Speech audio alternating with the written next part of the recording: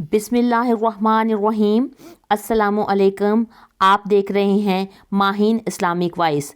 आज हम आपको एक ऐसा वाक़या सुनाने वाले हैं, एक ऐसे शख्स का वाक़या जो हज पे ख़ुद गया तो नहीं है, लेकिन उसका हज कबूल हो गया है और उसके सदक़े जितने भी हाजी उस साल आए हैं उनका हज भी कबूल हो गया है। आखिर वो शख्स ऐसा क्या काम करता था, ऐसी क्या नेकी करता था जिसकी वजह से बिना जाए भी उसका हज कबूल हो गया। ये एक ऐसा वाक़या है जिसको आप भी सुनेंगे तो आपकी आंखों में भी आंसू आ जाएंगे। अगर आप चैनल पे न्यू हैं तो मेरे चैनल माहीन इस्लामिक वॉइस को सब्सक्राइब कर लें। मोहतरम नाज़रीन, बगदाद में एक गरीब मोची रहता था जो लोगों के जूते सिलाई करता था। उसको नबी करीम सल्लल्लाहु अलैहि वसल्लम से बहुत ज़्यादा मोहब्बत थी। उसने हज के लिए पैसा करके जमा करना शुरू कर दिया कि जिस दिन सफ़र का इंतज़ाम हो जाएगा उस दिन मैं मदीना मनव्वरा का सफ़र करूँगा। आखिर कई बरसों की मेहनत के बाद उसके पास कुछ पैसे इकट्ठे हो गए। उसने सवारी ख़रीदी और ज़्यादा राह का इंतज़ाम किया, फिर हज पर जाने का इरादा किया। जब वो हज पर जाने लगा तो उसने पूरे गांव वालों की दावत की, उनको घर पर बुलाया। जैसे अक्सर कोई हज पे जाता है तो पहले लोगों की दावत करता है, दोस्त अहबाब को बुलाता है। उसने घर पे लोगों को बुलाकर उनकी दावत की। उसकी दावत में एक आलिम दीन साहब भी आए हुए थे।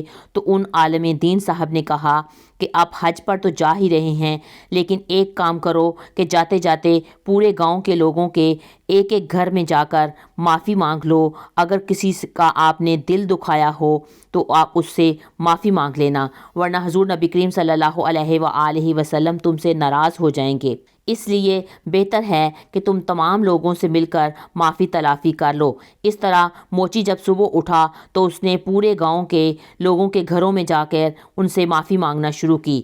इस तरह से माफ़ी मांगते मांगते उसने एक ऐसे घर का दरवाज़ा खटखटाया तो अंदर से एक खातून की आवाज़ आई।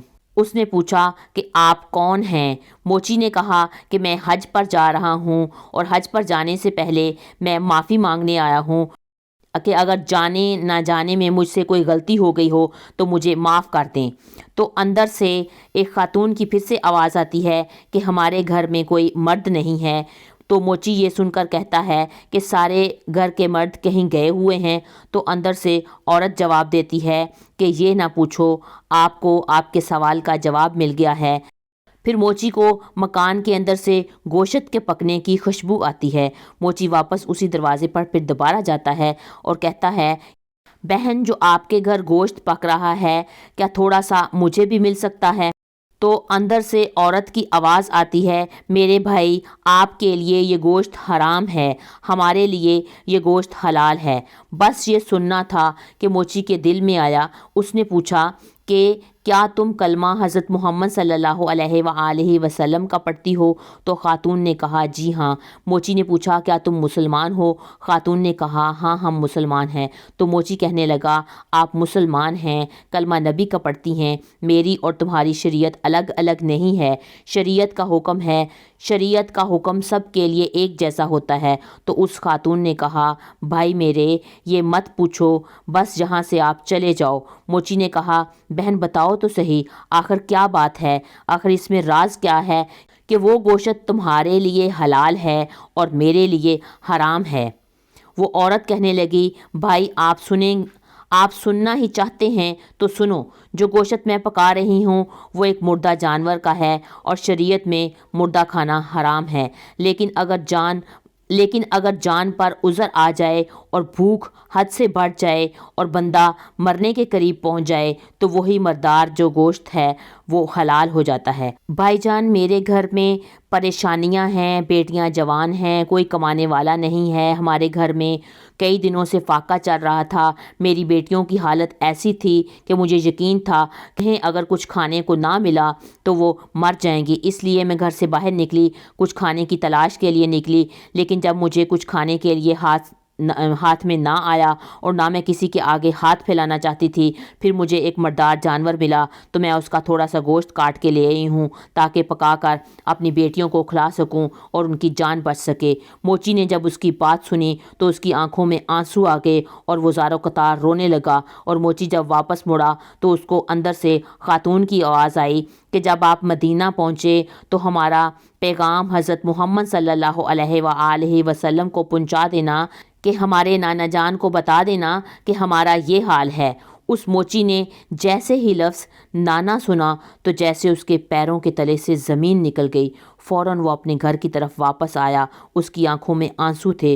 وہ اپنے گھر واپس آیا، اس نے جتنا زیادہ راہ اکٹھا کیا تھا، جو سواری خریدی تھی، جو اس نے سامان خریدا تھا، وہ سارا اس نے بازار جا کے بیچ دیا اور اس غریب عورت کی چوکھٹ پر لا کر اس نے سارے پیسے اکٹھے کر کے رکھ دیے اور دروازے پر دستک دے کر کہنے لگا، بہن میرا یہ تحفہ قبول کر لو۔ اس عورت نے کہا، یہ کیا ہے؟ موچی نے کہا کہ میں حج پر جا رہا تھا اور میں نے جو کچھ بھی حج پر جانے کے لیے پیسے اور چیزیں جمع کی تھیں وہ میں آپ کی خدمت میں پیش کر رہا ہوں، آپ اس کو قبول کر لیں تو آپ کا یہ میرے پر بڑا احسان ہوگا۔ اس عورت نے کہا، آپ تو حج پر جا رہے تھے، پھر آپ کے حج کا کیا ہوگا؟ وہ موچی کہنے لگا اور رونے لگا کہ آپ کو میں یوں روتا ہوا اور بھوکا تڑپتا چھوڑ کر مدینہ منورہ چلا بھی گیا تو میں اپنے آقا حضرت محمد صلی اللہ علیہ وآلہ وسلم کو کیا منہ دکھاؤں گا؟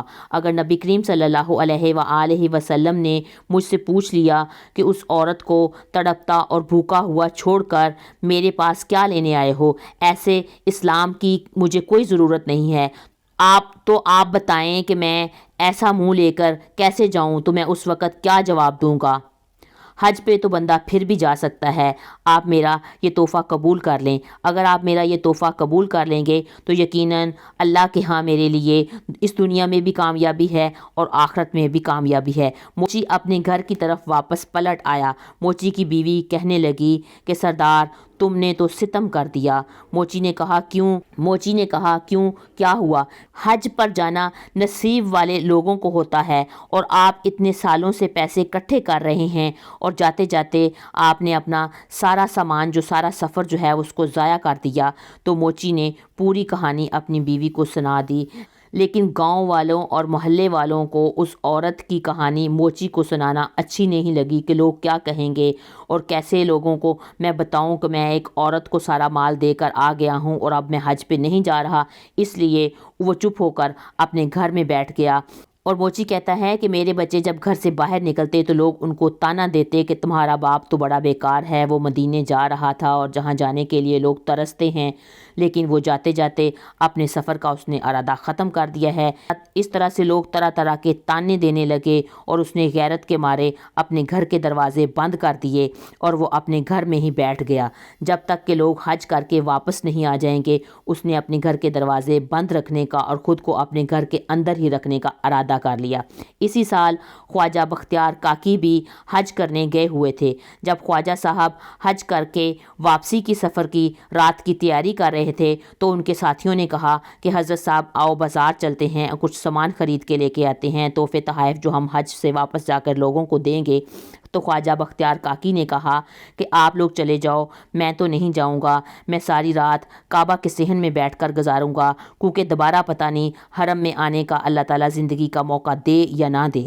اس طرح سے وہ لوگ تو چلے گئے لیکن خواجہ بختیار کاکی کعبہ کے صحن میں بیٹھ کر عبادت کرنے لگے۔ رات کے دوسرا پہر تھا تو آپ نے دیکھا کہ آسمان سے دو فرشتے اترے ہیں اور وہ آپس میں کعبہ میں بیٹھ کر باتیں کر رہے ہیں۔ ایک نے کہا کہ اس سال کتنے حاجی حج کرنے آئے ہوئے ہیں؟ تو دوسرے فرشتے نے کہا کہ 2 لاکھ جو لوگ ہیں وہ حج کرنے آئے ہوئے ہیں۔ پھر ایک فرشتے نے پوچھا کہ کتنے لوگوں کا حج قبول ہو گیا ہے؟ تو دوسرے فرشتے نے کہا کہ اس بار سب کا حج قبول ہو گیا ہے۔ پھر پہلے فرشتے نے کہا کہ سب کا حج کیسے قبول ہو گیا؟ اس نے کہا کہ ایک ایسا حاجی بھی ہے جو حج کرنے نہیں آیا لیکن اللہ تعالیٰ نے اس کے حج کے صدقے میں باقی جتنے بھی اس سال حاجی آئے تھے سب کا حج قبول کر لیا ہے۔ بختیار کاکی کہنے لگے کہ میرے دل میں ہوس پیدا ہوئی کہ میں اس سے پوچھوں کہ ایسا کون سا حاجی ہے جو حج کرنے آیا بھی نہیں، وہ مدینہ بھی نہیں آیا، وہ منی بھی نہیں پہنچا، وہ عرفات بھی نہیں پہنچا، اس نے شیطان کو کنکریاں بھی نہیں ماری، اس نے 7 چکر بھی نہیں لگائے، اس نے حجر اسود کو بوسہ بھی نہیں دیا، لیکن اس کا حج قبول ہو گیا ہے۔ آخر اس کا حج کیسے قبول ہو گیا؟ وہ بندہ کیا عمل کرتا تھا؟ ان کے دل میں خواہش پیدا ہوئی کہ میں فرشتوں کے پاس جاؤں اور ان سے پوچھوں۔ بختیار کاکی وہاں سے اٹھے اور فرشتوں کے پاس گئے اور ان سے جا کر پوچھنے لگے کہ آخر وہ کون سا شخص ہے جس کے حج کے صدقے میں اللہ نے سب لوگوں کا حج قبول کر لیا ہے۔ تو فرشتوں نے بتایا کہ شہر بغداد کی ایک بستی میں ایک شخص رہتا ہے اور وہ وہاں کا موچی ہے۔ خواجہ بختیار کاکی نے اپنے قافلے والوں سے کہا کہ آپ لوگ گھر چلے جائیں، میں ابھی گھر نہیں جاؤں گا۔ خواجہ بختیار کاکی نے اپنے قافلے والوں سے کہا کہ تم لوگ گھر چلے جاؤ، میں بعد میں آ جاؤں گا، میں اس وقت ایک اللہ والے نیک بندے سے ملنے کے لیے جا رہا ہوں۔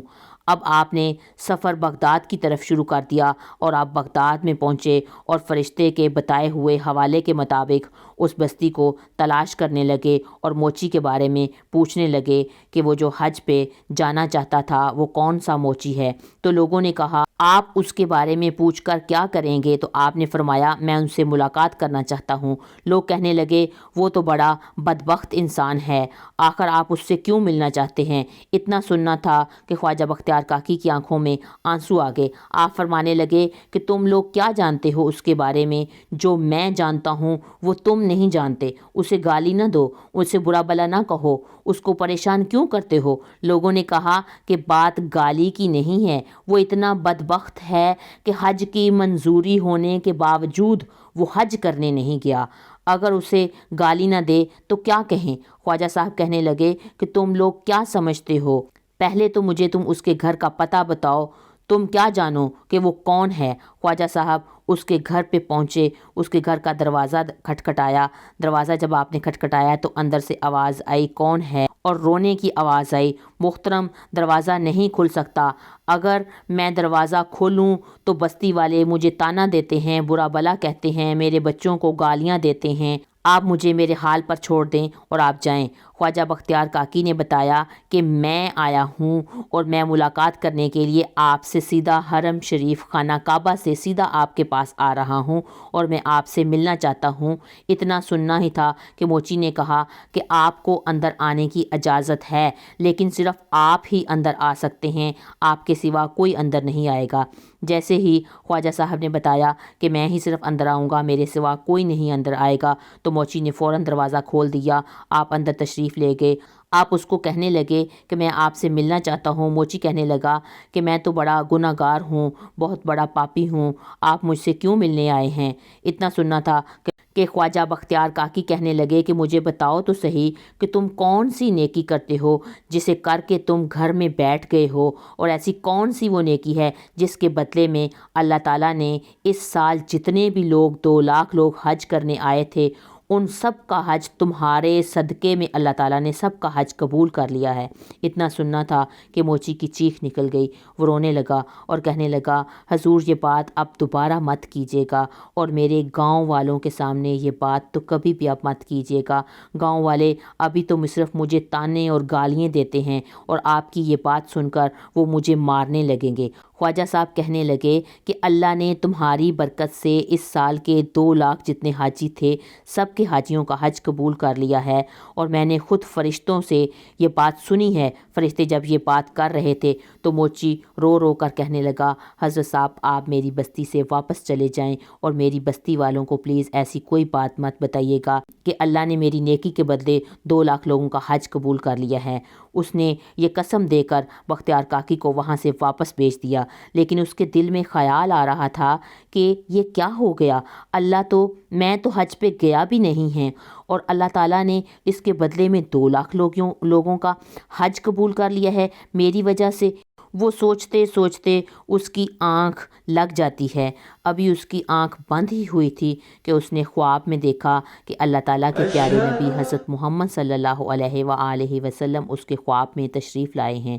وہ خواب میں نبی کریم صلی اللہ علیہ وآلہ وسلم کو دیکھ کر اٹھ کر بیٹھ جاتا ہے، نبی کے قدموں کو پکڑ لیتا ہے اور عرض کرتا ہے، موچی کہنے لگتا ہے کہ آپ نے اللہ کے نبی آنے کی زحمت کیوں کی؟ آپ مجھے حکم دیتے، میں اڑ کر آپ کے پاس پہنچ جاتا۔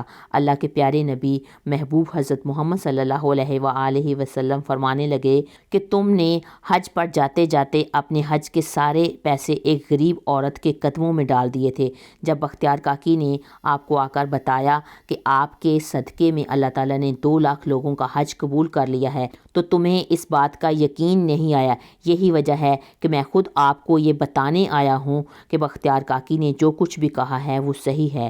اگر تم حج کرنے نہیں گئے ہو لیکن اپنے حج کے سارے پیسے تم نے ایک غریب عورت کو پیش کر دیے، اللہ تعالیٰ کو تمہارا یہ عمل اتنا پسند آیا کہ اللہ تعالیٰ نے تجھے بنا حج کیے حج کا ثواب عطا کر دیا اور تیری اس نیکی کے بدلے اس سال آئے ہوئے تمام حاجیوں کا حج بھی قبول کر لیا۔ سبحان اللہ، اللہ تعالیٰ کے نزدیک وہی عمل پسند کیا جاتا ہے جو کسی مسلمان کے دل کو راحت اور سکون عطا کرے، اس کی مشکلات کو حل کرے، اس کی تکلیفوں کو دور کرے، کسی کا قرض ادا ہو جائے، کسی کی بھوک کو ختم کر دو۔ آپ صلی اللہ علیہ وآلہ وسلم نے فرمایا کہ لوگ 1 مہینہ بھی مسجد میں بیٹھ کر اعتکاف کرتے رہیں تو اس سے بہتر ہے کہ کسی غریب کی مدد کر دیں، اس کے دکھ تکلیف کو دور کر دیں۔ سبحان اللہ۔ اللہ تعالیٰ سے دعا ہے کہ اللہ تعالیٰ ہمیں نیک عمل کرنے کی توفیق عطا فرمائے اور دین کی سمجھ اور اس پر عمل کرنے کی توفیق عطا فرمائے۔ اگر آپ کو میری ویڈیو اچھی لگی ہے تو میری ویڈیو کو لائک کریں، میرے چینل ماہین اسلامک وائس کو سبسکرائب کریں۔ فی امان اللہ۔